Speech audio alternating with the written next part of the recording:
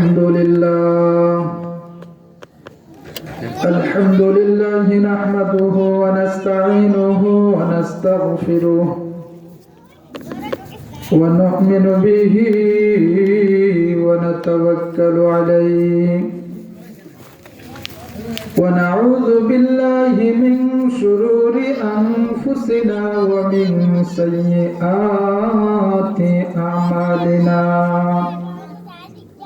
من يهده الله فلا مضل له ومن يضلله فلا هادي له ونشهد أن لا إله إلا الله وحده لا شريك له ونشهد أن سيدنا وسندنا وحبيبنا وحبيب ربنا ومولانا محمدا عبده ورسوله الذي أرسل إلى الناس كافة بشيرا ونذيرا وداعيا إلى الله بإذنه وسراجا وقمرا منيرا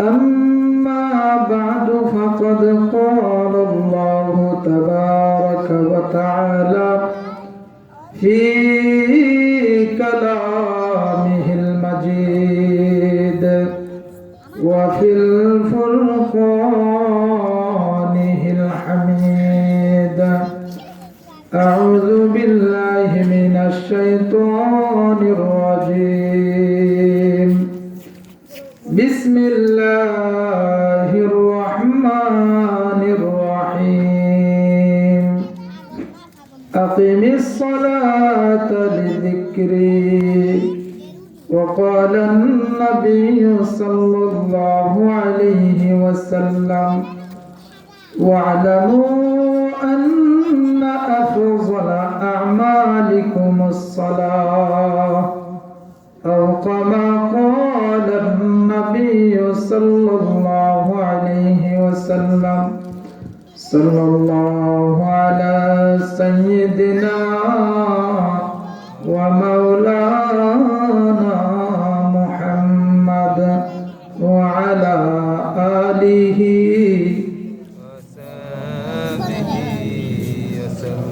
صلى الله على سيدنا ومولانا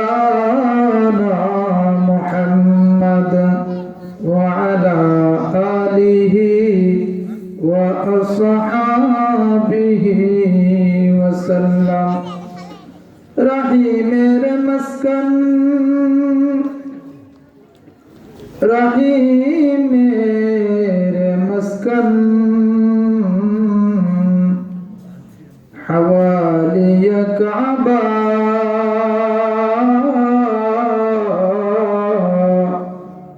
بني میرے مدفن دیار مدینہ لا الہ جڑے جڑے لا الہ الا اللہ لا الہ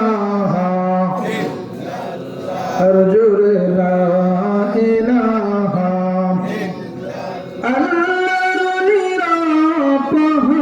জঙ্গলে গরিয়া করছে নাম সাধনা লা ইলাহা জোরে লা ইলাহা ইল্লাল্লাহ লা ইলাহা আকাশের মালিক যে আল্লাহ জমিনের মালিক ও ভাই হায়াতের মালিক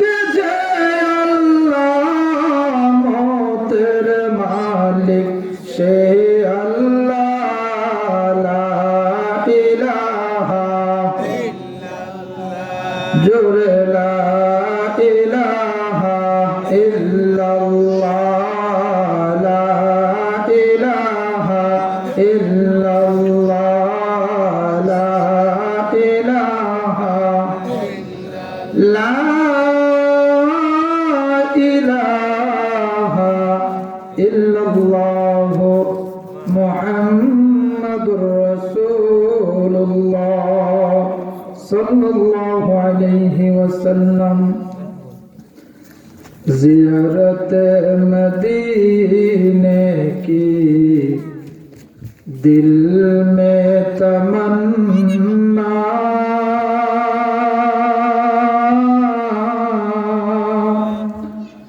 नहीं है मेरे पास सफर की समाना।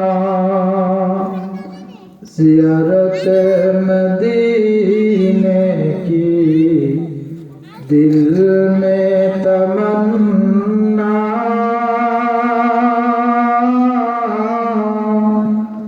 बता दो खुदा मुझको कैसे जाऊं मदीना। अल्हम्दुलिल्लाह। কোরআন সুন্নাহ সংরক্ষণ পরিষদ কর্তৃক আয়োজিত আজকের মহতি জলসার শ্রদ্ধেয় ভাজন সম্মানিত সভাপতি সাহেব, দিগার হযরতে উলামায়ে কিরাম,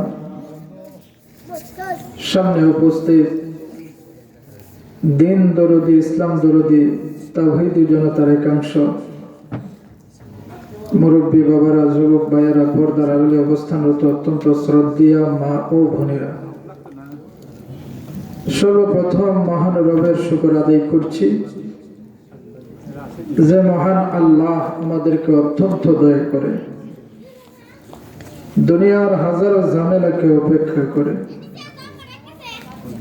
এইরকম একটি কোরআন হাদিসের মজলিসে উলামায়ে কেরামের পবিত্র জবান থেকে কোরআন হাদিসের আলোকে আলোচনা শোনার তৌফিক দিয়েছেন।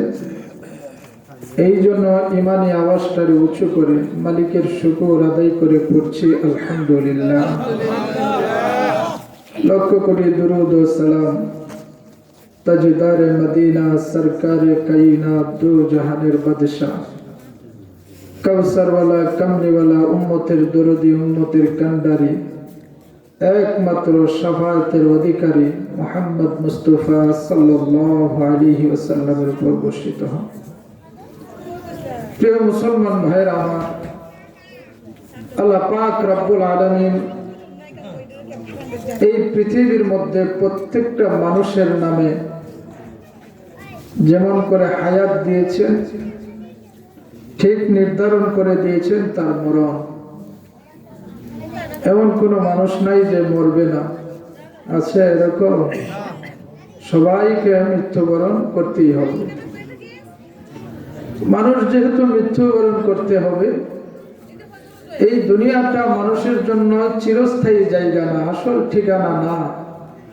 মানুষদেরকে মরতে হবে, মরার পর তার জিন্দেগি শুরু হবে।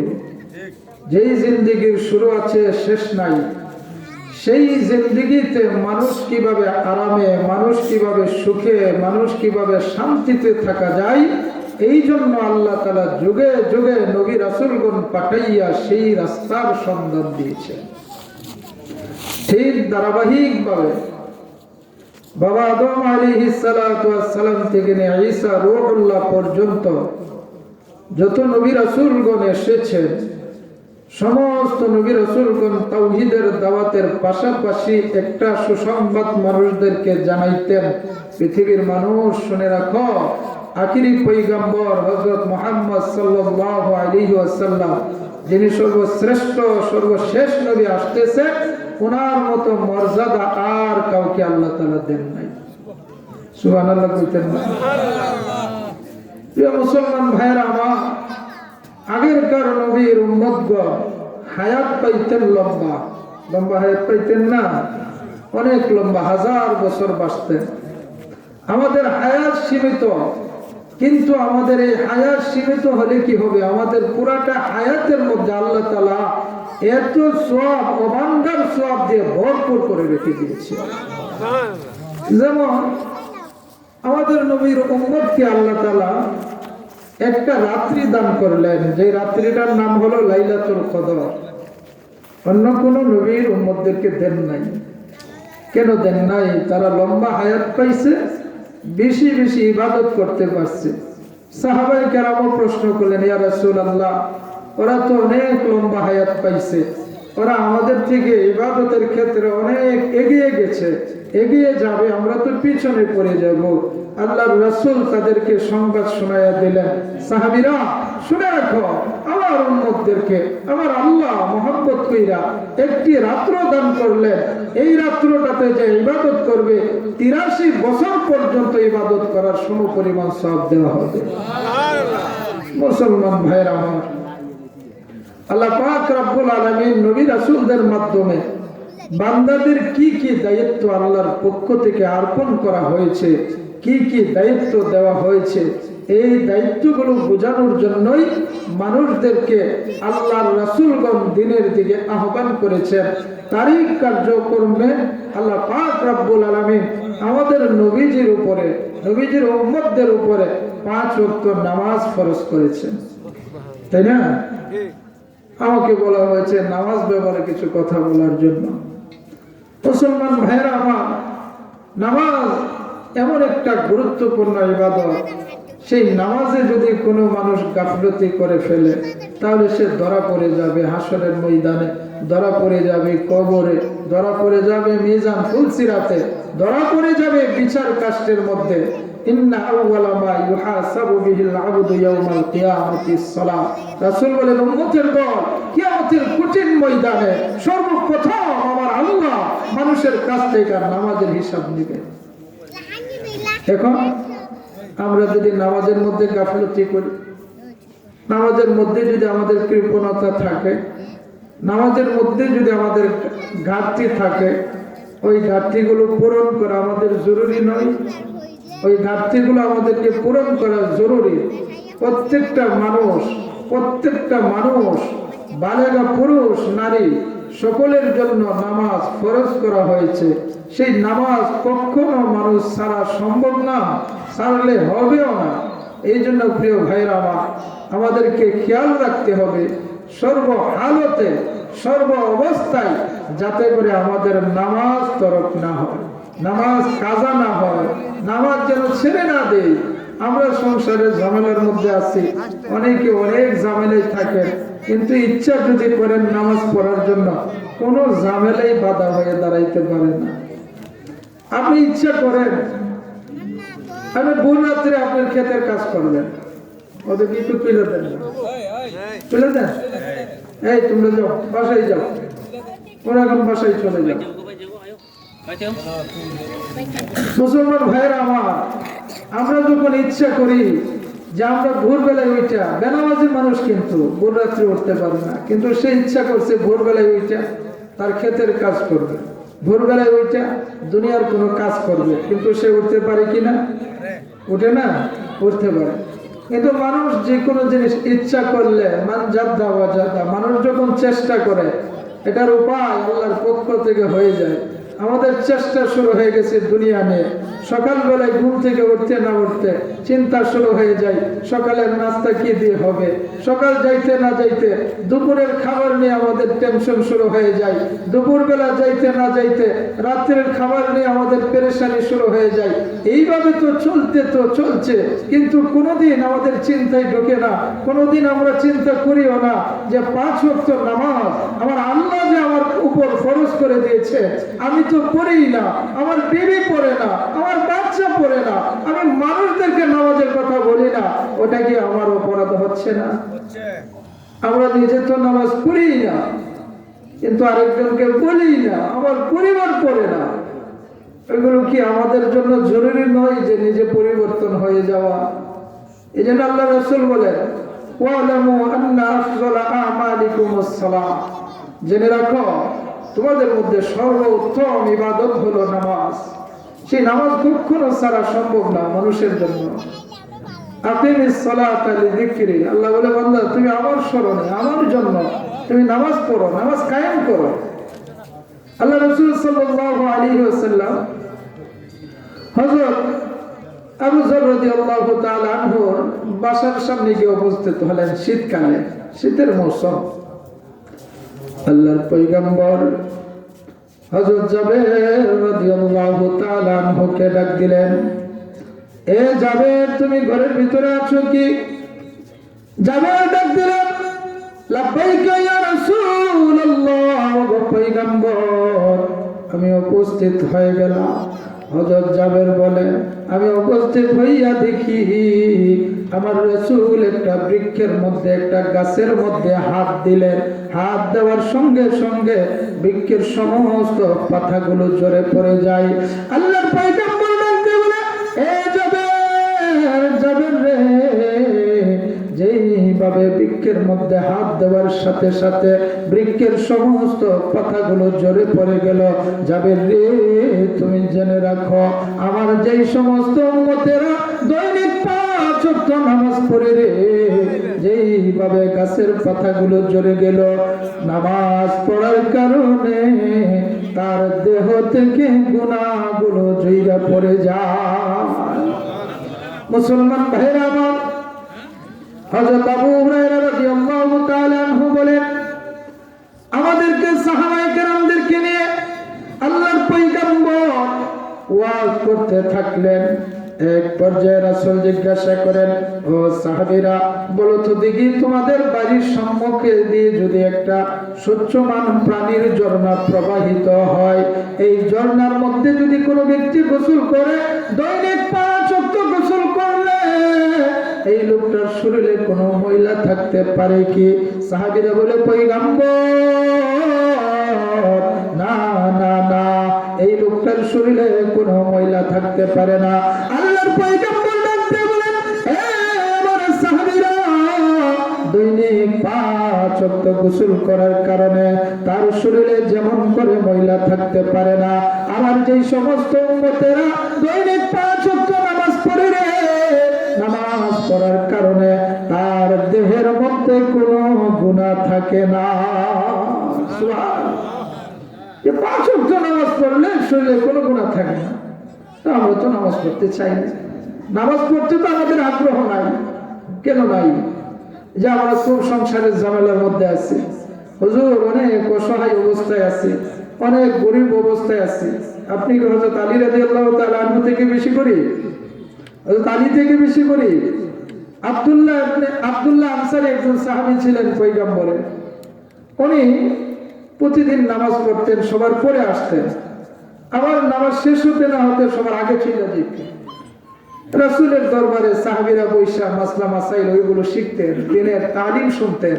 কিন্তু উনি যখন বসে না, সাহাবীরা নালিশ করে দিলেন, ইয়া রাসূলুল্লাহ, আপনার আব্দুল্লাহ আনসারী সাহাবী, ও তো সবার পরে আসে কিন্তু সবার আগে চলে যায়, ও বসে না, আমাদের সন্দেহ হয় না জানি উনি মুনাফিক হয়ে গেছে।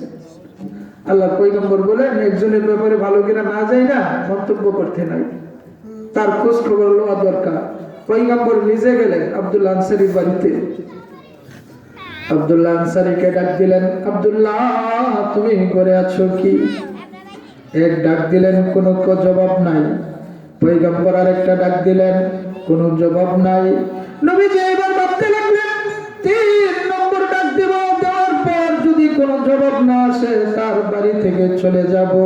কারণ কোন ভদ্র মানুষ অনুমতি ছাড়া কোনো বাড়িতে প্রবেশ করতে পারে না। এটাই সুন্নাত। বাড়ির সামনে দাঁড়িয়ে আপনি 3 বার সালাম দিবেন, তারপরে অনুমতি নিয়ে ঘরের ভিতরে প্রবেশ করবেন। এই সুন্নাতটা আমাদের মধ্যে নাই। আমরা তো ঢুকছি মুখ বাই করে আছে, জবাব আসলেও ঢুকছি, না আসলেও ঢুকছি। এটাই তো ঠিক না। ঘরের ভিতরে মা বোনরা থাকে, মনে রাখবো, মনে থাকবে না, এই সুন্নাতটা আমরা পালন করব। ডাক দিয়েছেন, ডাক দিয়ে 3 বার সালাম দেন, দেওয়ার পরে অনুমতি নেন। ভিতরে যদি পুরুষ না থাকে, মহিলা বলবে যে উনি বাড়িতে নাই, তা আপনার ঢোকার কি দরকার লাগে? ডাইকা যে আপনি ঢুকলেন, সামন দিক দিয়ে একবার পিছন পর্যন্ত গেলেন, এটা কোনো ভদ্র মানুষের কাজ। আল্লাহর পয়গম্বর 2 বার ডাক দিলেন, কোনো জবাব আসে না। নবীজি বলেন, এইবার 3 নম্বর ডাক দিব, যদি আমার আব্দুল্লাহর কাছ থেকে কোনো জবাব না আসে আমরা ফিরে চলে যাব। পরবর্তীতে আব্দুল্লাহকে জিজ্ঞাসা করা হবে, আব্দুল্লাহ আনসারী সাহাবী 3 নম্বর ডাকের মধ্যে দৌড়াইয়া রাসূলের দরবারে উপস্থিত হয়ে গেলেন। ইয়া রাসূলুল্লাহ, লাব্বাইকা ইয়া রাসূলুল্লাহ, ওগো পয়গম্বর, উপস্থিত হয়ে গেছি নবী গো, আমি ধন্য হয়ে গেছি গো, আমি ধন্য হয়ে গেছি। আল্লাহর পয়গম্বর আমার বাড়িতে তাশরিফ রাখলেন, আমি ধন্য হয়ে গেছি। ইয়া রাসূলুল্লাহ, নবী গো, কি খেদমত করতে পারি? আল্লাহর পয়গম্বর বলে, আব্দুল্লাহ রে, খেদমত পরে করবা, আগে আমার দুটি প্রশ্নের জবাব তোমাকে দিতে হবে। এক নম্বর হলো, আমি তোমাকে তিনবার ডাক দিয়েছি, আমার প্রথম দুটি ডাক কি তুমি শুনতে পাও না, নাকি শোনার পরেও তুমি বিলম্ব করেছ? দুই নম্বর হলো, তোমার বাড়ির সম্মুখে একটা শিশু বাচ্চা দেখা যায়, জিনজিল দিয়ে বাঁধা, তার এই বাচ্চাটারে এইভাবে বাঁধার কারণটা কি? শিকল দিয়ে কেন বাইধা রাখলা? এই কথা বলার পর আব্দুল্লাহ আনসারী সাহাবী চোখ দিয়ে ঝরঝর করে পানি পড়তে লাগলো। নবী গো, আপনার তিনটা ডাক আমি শুনেছি, কেন রে আব্দুল্লাহ, আমার ডাকের মধ্যে তুমি কেন সাড়া দাও না? ইয়া রাসূলুল্লাহ, কেমনে গো, কেমনে আমি সাড়া দেব? যদি প্রথম সাড়া দিয়ে দেই, আপনার কাছে যদি আসতে বিলম্ব হয়, বেয়াদবি হয়ে যাবে। কেমনে আসবো গো? প্রতিদিন আমি আব্দুল্লাহ একটি জামা পরিধান করে, ইয়া রাসূলুল্লাহ, আমার পরিধানে যে জামাটা গো, পুরা ফ্যামিলির মধ্যে আমার শুধু একটা মাত্র জামা, আর কোনো জামা নাই। নবী গো, এই জামাটা পরিধান করে আমি মসজিদে নামাজের জন্য দৌড়াইয়া যাই, আবার মসজিদ থেকে দৌড়াইয়া বাসার মধ্যে আসি। বাসার ভিতরে একটি গর্ত আছে গো, এই গর্তের মধ্যে আমার বিবিকে ঢুকাইয়া আমি মসজিদে চলে যাই। মসজিদ থেকে আসার পর জামাটা খুইলা বিবিকে দিয়ে দেই, আমি গর্তের ভিতরে প্রবেশ করে ফেলি। এই জামা পরিধান করে আমার বিবি নামাজ আদায় করে। ইয়া রাসূলুল্লাহ, আপনি যখন প্রথম ডাক দিয়েছেন, আমার বিবি নামাজ পড়তে লাগলেন এই জামাটা পরে। আমি বস্ত্রহীন অবস্থায় গর্তের ভিতরে ছিলাম, আপনার ডাকে সাড়া দেওয়ার কারণে গো, আমি যদি গর্তের ভিতরে এই অবস্থায় চলে আসে, আমার বিয়াদবি হবে। দুই নম্বর ডাকের সময় আমার বিবি নামাজ শেষ করে ফেললেন। তিন নম্বর ডাকের সময় আমি এই কাপড়টা পরিধান করে আপনার সম্মুখে হাজির হয়ে গেলাম। কেমন করি? একটা মাত্র জামা, যে জামা দিয়ে স্বামী স্ত্রী দুজন উদল বদল করে নামাজ পড়ে, এরকম গরিব কি এখন আমাদের এই যুগের ফকির মিসকিন যেমন আছে? ফকিরদের কাপড়ও তো অনেক কিছু, তাই না? যে আমরা যদি গরিব আনার যদি আল্লাহর কাছে বাহানা করি, আল্লাহ গরিব অবস্থায় থাকার কারণে, সংসারের কাজের কারণে, রিক্সা ভ্যান চালানোর কারণে, ক্ষেত খামারের কাজ করার কারণে নামাজ পড়তে পারি নাই, ওই কথা কইলে কি পার পাওয়া যাইব? হযরত আব্দুল্লাহ আনসারী চোখের পানি ছেড়ে দিয়ে কান্দে আর কান্দে। আল্লাহর পয়গম্বরের চোখ দিয়ে পানি চলে আসলো, অন্য সাহাবীরাও কান্দে। ইয়া রাসূলুল্লাহ, এই যে বাচ্চাটা শিকল দিয়ে বাঁধা গো, এই বাচ্চাটা আর কারো নয়, এই বাচ্চাটা আর কারো নয়, বাচ্চাটা আমার কলিজার টুকরা, একমাত্র আমার সন্তান। তাহলে আব্দুল্লাহ, তুমি তোমার সন্তানকে কেন বাইধা রাখলা? আব্দুল্লাহ কান্না আরো বাড়ায় দিলেন। নবী গো, আমি এত গরিব মানুষ গো, আমি এত গরিব মানুষ গো, আমি সংসারের খানা পিনা চাহিদা পূরণ করতে পারি না। ইয়া রাসূলুল্লাহ, তাকাইয়া দেখেন গো, আমার বাড়ির কাছে একটা ভদ্রলোক, একটা বড় লোক, ইহুদির বাড়ি। ইহুদি বড় লোক হওয়ার কারণে মৌসুমের পাকা পাকা খেজুর গুলো সবসময় পারে না, না পারার কারণে পাকা খেজুর গুলো আমার বাড়ির উঠোনের মধ্যে পড়ার কারণে আমার মাসুম বাচ্চা না বুঝে গো, মাঝে মধ্যে ইহুদির খেজুর গুলো খেয়ে ফেলে। ইহুদিও কট্ট ভাষায় গালাগালি করে। আমি আমার বাচ্চাটারে ওই ইহুদির খেজুর খাওয়া থেকে বারণ করার জন্য, বাচ্চা তো বুঝে না, এই জন্য আমি শিকল দিয়া বাইধা রাখি। ইয়া রাসূলুল্লাহ, দিনের বেলায় আমি কাজে চইলা যাই, সন্ধ্যা বেলায় যখন বাড়িতে আসি গো, আহার নিয়ে যখন কিছু আহার নিয়ে আসি গো, আমার সন্তানটারে শিকল থেকে বাদ ছুটাইয়া আমার কোলের মধ্যে শোয়াইয়া আমি যখন আহার দিতে যাই, আমার সন্তান চোখের পানি ছেড়ে ছেড়ে কান্দে আর বলে, পিতা গো, কি অপরাধ আমার ছিল গো, কি অন্যায় আমার ছিল গো, কেন গো সারাদিন আমাকে শিকল দিয়ে বাইধা রাখেন? দেখেন গো পিতা, আপনি শিকল দিয়ে বাঁধার কারণে আমার হাতের মধ্যে রক্ত জমাট হয়ে গেছে। পিতা গো, কেন আপনি আমাকে বাইধা রাখেন? আমার অপরাধটা কি আমি জানতে চাই। আব্দুল্লাহ আনসারী বলে, ইয়া রাসূলুল্লাহ, সন্তানের এই কথাগুলো শোনার পর কলিজাটা ভেঙে টুকরো টুকরো হয়ে যায়, খান খান হয়ে যায়। আল্লাহর দরবারে কান্না ছাড়া আমার আর কোনো উপায় নাই। এত কান্দি গো আল্লাহ, পৃথিবীর মধ্যে আমাকে এত গরীব তুমি বানাইলা, এত অসহায় তুমি বানাইলা, আমাকে তুমি পরীক্ষা নিচ্ছ গো আল্লাহ, পরীক্ষা নাও, পরীক্ষা নাও। তারপরে ইমান থেকে সরাইও না, সারাটা জীবন যাতে করে গো তোমার গোলামি করে মরতে পারি। এরকম একজন সাহাবী নামাজ ছাড়ে নাই, এত অভাব অনটনে থাকার পরেও। কিন্তু আমাদের কি অবস্থা? আমরা অল্প অল্প একটু ঝামেলার মধ্যে পড়লেই যে নামাজ কই যা, বাড়ি সালাম দিয়েও খুঁজে পাওয়া যায়, তাই না? আজ থেকে কি নামাজ ছাড়া না ধরা? জোরে কম। শীত আজকে একটু বেশি হই না? আমি তো আপনাদের মহল্লার হুজুরি, সবসময় ওয়াজ শুনে, এর লাগে মানুষ হয় না, কথা কন না, একটু কথা কইেন। প্রিয় মুসলমান ভাইরা আমার, নামাজ এমন একটা ইবাদত, এমন একটা ইবাদত, যে ইবাদত আল্লাহর কাছে এত প্রিয়, এত মহাব্বতের, নামাজের মাধ্যমে বান্দার মারিফত হাসিল হয়ে যায়। আমরা তো আজকে মারিফতিগত হুজুর দেখতে পাই, নামাজ নাই, একটু গাঞ্জা খাই, চাই রক্ত মারিফত দিয়ে টানাটানি। কিন্তু মারিফত তো শরীয়ত থেকে আলাদা মারি ভাই। শরীয়ত মানতে মানতে আপনার ভিতরে মারিফত হাসিল হয়ে যাবে। এটা একটা গোপন বিষয়, যে আপনি যখন নামাজে দাঁড়িয়ে যাইবেন, আপনার ভিতরে এরকম একটা অবস্থা চলে আসবে, স্বয়ং আল্লাহর সাথে আপনি সরাসরি কথা বলবেন। সুবহানাল্লাহ কইতেন না? আল্লাহর সাথে কথা বলে কি সাধারণ বিষয়?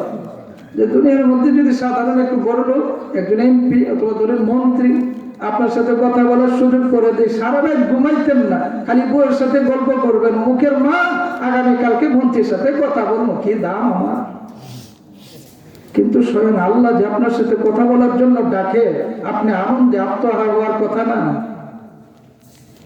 আল্লাহর পয়গম্বর বলেন, আসসালাতু মিরাজুল মুমিনিন, নামাজ হলো মুমিনদের জন্য মেরাজ।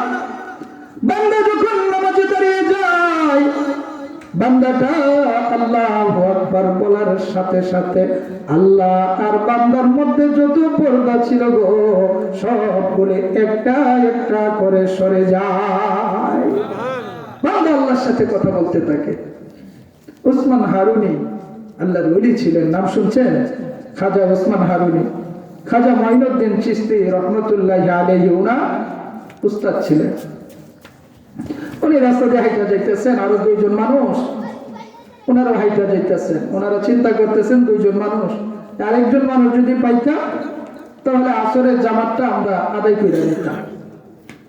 হাঁটতে হাঁটতে দেখে একটা লোক মাথার মধ্যে খাটের বোঝা নিয়ে, জীর্ণ শীর্ণ পোশাক, ময়লাই পোশাক। ওনাকে বললেন, ভাই আপনি তো মুসলমান? জি মুসলমান। আপনি কি আসরের নামাজ পড়ছেন? জি না। তাহলে চলো আমরা জামাতের সাথে নামাজ পড়ে নেই। ঠিক আছে, আচ্ছা ভালো কথা, নামাজ পড়ে নিব। দুইজন ব্যক্তি জিজ্ঞাসা করে, ভাই আপনার কি উযু আছে? এই ব্যক্তিটা জবাব দিলেন, কোন মুসলমান কি উযু ছাড়া থাকতে পারে? সুবহানাল্লাহ কইতেন না? ওনারা আশ্চর্য হয়ে গেলেন, হ্যাঁ কি জিজ্ঞাসা করলাম, কি জবাব আসলো, আপনার কি উযু আছে? উনি বলে, কোন মুসলমান কি উযু ছাড়া থাকতে পারে? তাহলে ওনারা বুঝে ফেললেন যে ওনার উযু আছে। ওনারা যখন ওনার এই কথাটা শুনলেন, শোনার পর বললেন, আপনি ইমামতি করুন, আপনাকে ইমাম বানাইয়া আমরা মুক্তাদি হইয়া আমরা আসরের নামাজটা আদায় করে নেই। উনি বলেন, না আমি ইমামতি জানি না, আমি ইমামতি করতে পারবো না। লোকেরা বলেন, না না হুজুর আপনি ইমামতি করবেন, আমাকে ইমাম বানাইলে তোমরা অধৈর্য হয়ে যাবে। না অধৈর্য হব না, আপনি ইমাম হবেন, আমরা মুক্তাদি হইয়া আপনার পিছনে নামাজ আদায় করব। অনেক পীড়াপিড়ির পর এই উসমান হারুনিকে আসরের জামাতের ইমাম বানাইয়া দুইজন ব্যক্তি দাঁড়াইয়া রইলেন। পিছনের দিকে আল্লাহু আকবার কইলা যে দাঁড়াইছেন আর রুকুতে যাওয়ার খবর নাই। সুবহানাল্লাহ সুবহানাল্লাহ কইতেন না? কেমনে কইতেন সুবহানাল্লাহ? আমরা যদি একটু লম্বা সূরা পড়ি তখন মুসল্লিরা মন পাওয়া যায় না, কইয়া একটু লম্বা সূরা হইলে মুসল্লিরা মন খুঁজা পাওয়া যায় না। কইলে তো চিনবেন, এই মহল্লারই তো আপনারা, আমিও তো। কত জাতের মুসল্লি আছে। একটু লম্বা হয়েছিল কয়েকদিন আগে নামাজ, ঠিক নিও মুরব্বী, আপনি তো আসেনি, কত লম্বা নামাজ পড়ুন লাগে।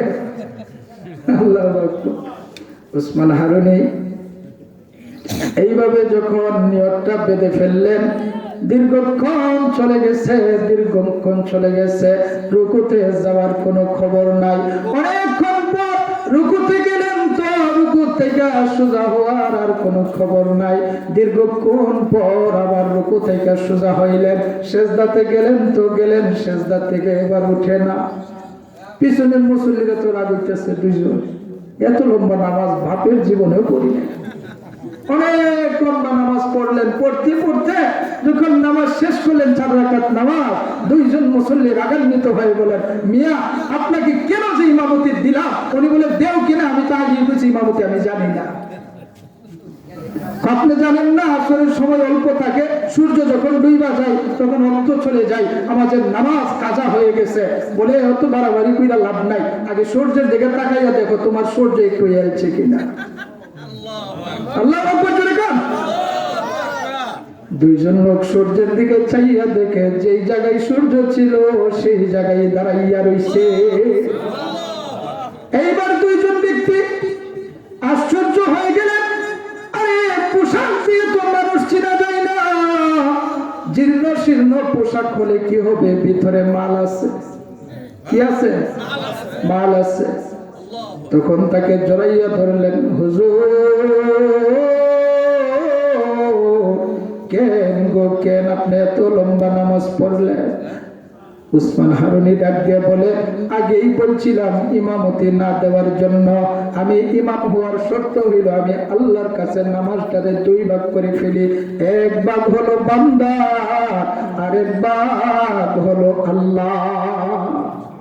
কারণ আল্লাহর পয়গম্বর বলেছেন, বান্দা যখন নামাজে দাঁড়াইয়া যায়, আল্লাহু আকবার বলে যখন বান্দা নিয়ত বেঁধে ফেলে, বান্দা যখন আলহামদুলিল্লাহি রাব্বিল আলামিন বলতে থাকে, আল্লাহ তাআলা ফেরেশতাদেরকে নিয়ে আল্লাহ তাআলা গর্ব করতে থাকেন, হামিদানি আবদি, ও আমার ফেরেশতারা দেখো আমার বান্দা আমার প্রশংসা করে। উসমান হারুনি বলেন, এই কথাটা আল্লাহর কথাটা আমি যেই পর্যন্ত নিজের কানে না শুনি, এই পর্যন্ত আলহামদুলিল্লাহি রাব্বিল আলামিন বলতে থাকি, যেই মাত্র আমার আল্লাহর কথাটা আমার নিজের কানে শুনে ফেলি, তারপর আমি বলতে থাকি আর রহমানির রহিম। প্রত্যেকটা আয়াতের প্রত্যেকটা রুকু সেজদা আল্লাহর কাছ থেকে জবাব পেয়ে আমি নামাজ শেষ করি। কেমন নামাজি ছিলেন? নামাজ তো আল্লাহর নৈকট্য লাভের একটা চাবি, নামাজ তো আল্লাহর সান্নিধ্যে লাভের মাধ্যম। নামাজের মাধ্যমে বান্দা আল্লাহর অতি নিকটে চলে যায়। নামাজ ছেড়ে দিয়ে যত বড় পীর হোক, যদিও দেখেন আসমান দিয়ে উইরা যাইতেছে, বন্ধ এতে কোনো সন্দেহ না। আল্লাহ রাসূল ওনার তো সব গুনাহ মাফ। নবীজির কোনো গুনাহ আছে? নাই, নিষ্পাপ।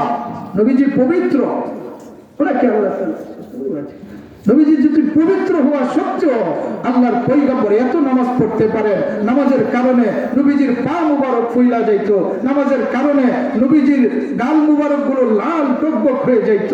উনি যদি এত নামাজ পড়তে পারেন, আর আমার আর আপনার গুনার কোনো সীমা নাই, আমরা কত গুনাহ করি, আমাদের তো নামাজ কত পড়া দরকার, এইবার হিসাবটা নিলাম আমাদের দরকার। প্রিয় মুসলমান ভাইয়ের আমার, আমরা আজ থেকে ইরাদা করি, আজ থেকে ইচ্ছা করি, আমরা যাতে করে আর এক ওয়াক্ত নামাজ না সারি। মহান আল্লাহ পাক যেন আমাদেরকে তৌফিক দান করুন।